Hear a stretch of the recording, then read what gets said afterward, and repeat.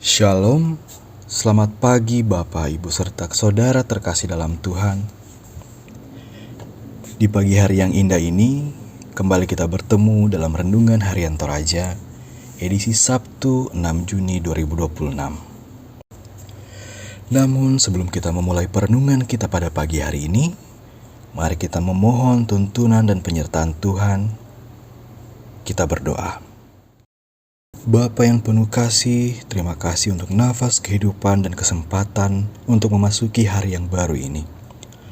Saat ini kami membaca dan merenungkan firman-Mu. Bukalah hati dan pikiran kami agar kami dapat memahami kehendak-Mu serta melakukannya dalam kehidupan kami sehari-hari. Inilah doa kami, dalam nama Tuhan Yesus kami berdoa. Amin. Bahan perenungan kita pada pagi hari ini terambil dari Galatia 5 ayatnya yang ke-16 hingga ke-21 dengan perikop hidup menurut daging atau roh. Kita mulai. Maksudku ialah hiduplah oleh roh, maka kamu tidak akan menuruti keinginan daging.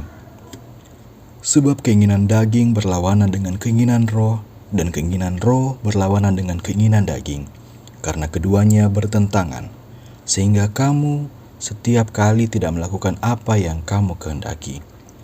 Akan tetapi jikalau kamu memberi dirimu dipimpin oleh roh, maka kamu tidak hidup di bawah hukum Taurat.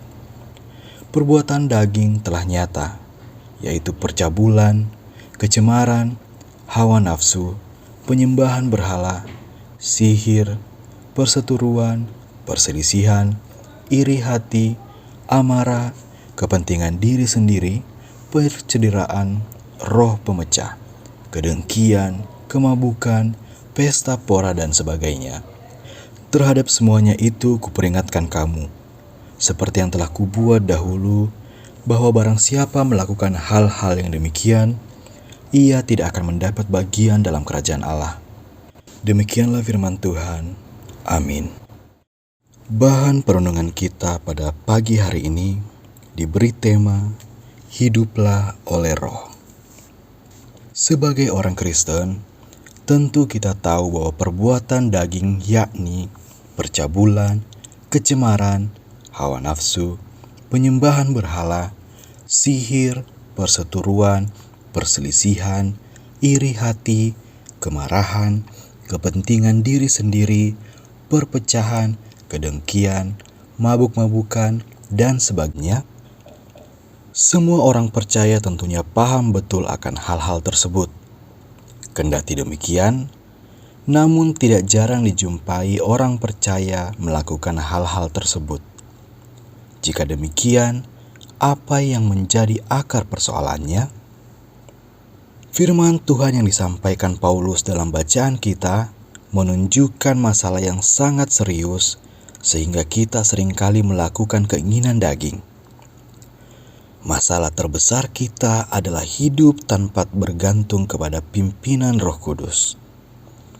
Bacaan kita jelas menunjuk bahwa pertarungan terbesar kita adalah melawan keinginan daging dalam diri sendiri.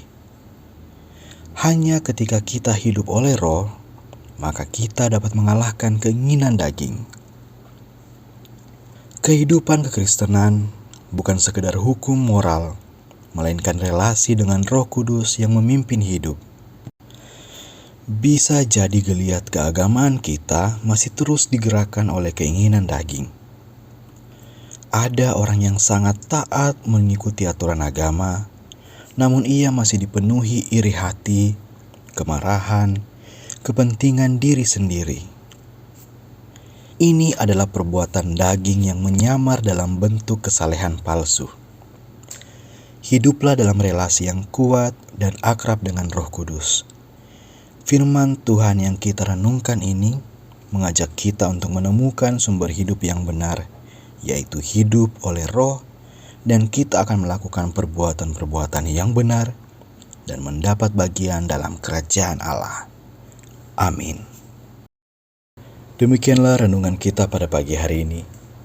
Kiranya firman Tuhan yang telah kita renungkan ini akan mendorong kita untuk menghasilkan buah roh dalam perkataan, sikap, dan tindakan kita, sehingga nama Tuhan dimuliakan melalui hidup kita. Tuhan Yesus memberkati. Mari kita berdoa. Bapa di dalam kerajaan sorga, terima kasih atas firman-Mu yang telah kami dengarkan dan renungkan pagi hari ini. Tolong kami agar tidak hidup menurut keinginan daging, tetapi senantiasa dipimpin oleh Roh Kudus-Mu. Bentuklah karakter kami agar semakin menghasilkan kasih, sukacita, damai sejahtera, kesabaran, kemurahan, kebaikan, serta kelemah lembutan dan penguasaan diri. Berikan kami kekuatan untuk menerapkan firman-Mu dalam kehidupan kami sehari-hari, baik di keluarga, pekerjaan, maupun pergaulan dengan sesama. Biarlah hidup kami menjadi kesaksian yang memuliakan nama-Mu. Di dalam nama Tuhan Yesus Kristus, kami berdoa dan mengucap syukur. Amin.